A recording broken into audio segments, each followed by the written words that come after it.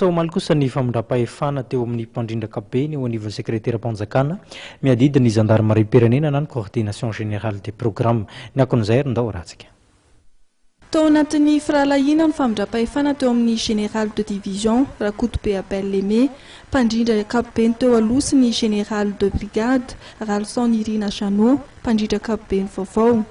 Teny Brao fandrindrana kabe teny Fort du Chêne no nanatotsana ny famindram-pahefana. Ary notrony tale kabineta ny sekretera-panjakana miadidiny gendarmerie-pirenena sy ireo tale ary ireo manamboninahitra miasa eo anivon'ity sampana ity. Nitondra ny teny fisaorana ny mpiara-miasa taminy teo aloha ny general Cogp Lemé tamin'ny ezaka ny rahany rehetra nanatanteraka nandritra ny 5 taona ny tantanany fandrindrana kabe eo anivon'ny sekretera-panjakana miadidiny gendarmerie-pirenena. Ny tsodrano ary ny rarisoa ny general Ralson Irina Janot mba aleo alasana amin'ny andraikitra vaovao raisiny. Ny général Ralson Irina Janot dia talen'ny fandiniana ny fanaraha-maso ary mitomban'ezaka directeur de la planification, suivi et évaluation eo anivon'ny fandrindrana kabe ny sekretera-panjakana miadidiny gendarmerie-pirenena izao nitendrena isana amin'ny fandrindrana kabe izao.